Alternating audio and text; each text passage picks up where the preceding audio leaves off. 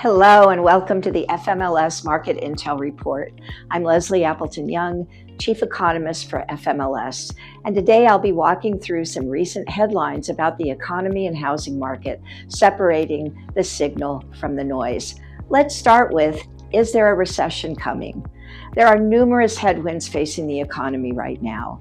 Sticky inflation, uncertain jobs market, slowing economic growth, high stock market valuations, and the fear that we could be headed for a period of stagflation, the toxic mix of high inflation and slow growth. Recession talk has escalated with an early reading from the GDP Now calculator from the Atlanta Fed, projecting a decline in GDP in the first quarter. And the president did not rule out the possibility of a recession in response to tariff policies, suggesting instead that he expects a little disturbance and a period of transition. As a counterweight to this frenzy, Fed Chairman Powell's response was this, and I quote, "The U.S. economy continues to be in a good place."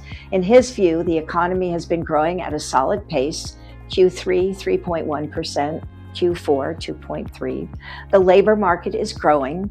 It added 151,000 new jobs in February and has averaged 191,000 new jobs a month since last September.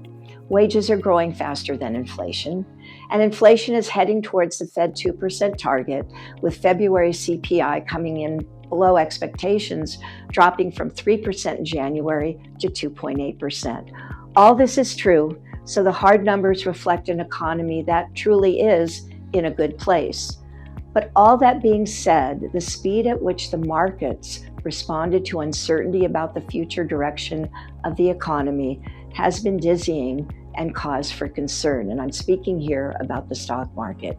People with money in the market tend to spend more when their assets are growing and do the opposite when they are not. This is the wealth effect. All of the major stock indices are in correction territory as of today, with drops of 10% or more from their prior peaks. The most recent sell-off resulted in a $4 trillion loss in value as the back-and-forth tariff moves against major trading partners whiplashed the markets with uncertainty.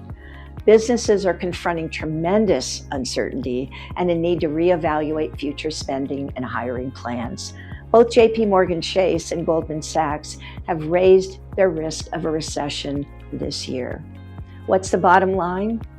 Psychology and expectations are key drivers of economic activity.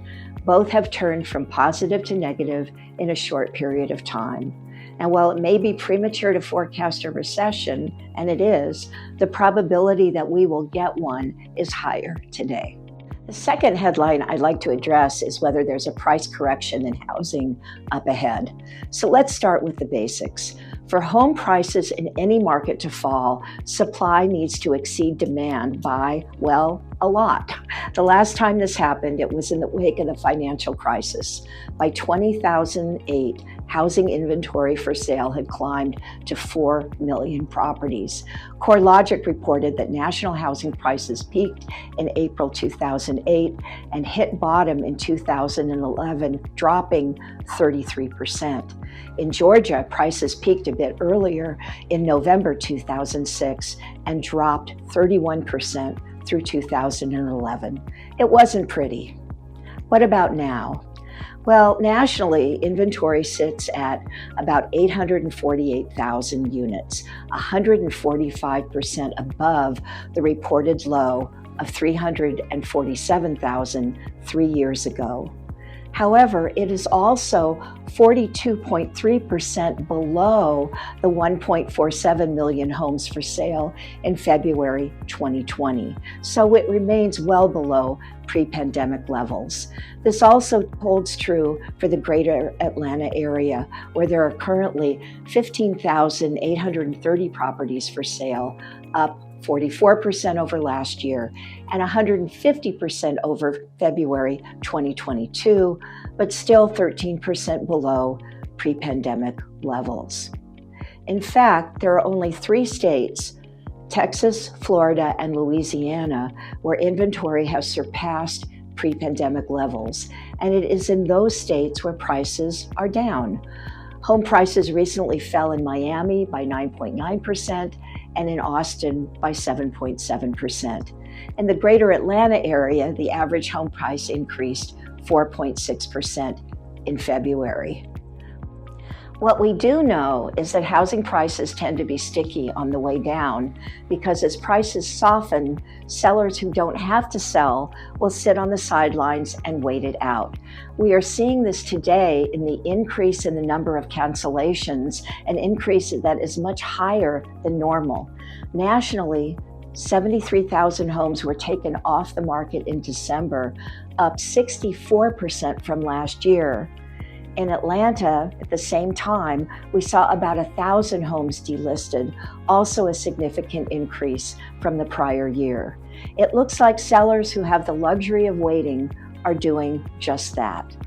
The bottom line is that as inventory grows, the rate of housing price appreciation is slowing, but it is slowing to a rate that is sustainable over the long term. As long as inventory remains below normal, and the economy and income remain strong, don't expect a decline in prices in the greater Atlanta area anytime soon. Take a look at market intel on the FMLS website to access the most current market statistics. They are updated weekly. So if you're interested in resources relative to our market dynamics and want to dive into local markets, we've got you covered. For FMLS Market Intel, this is Leslie Appleton-Young. See you next time.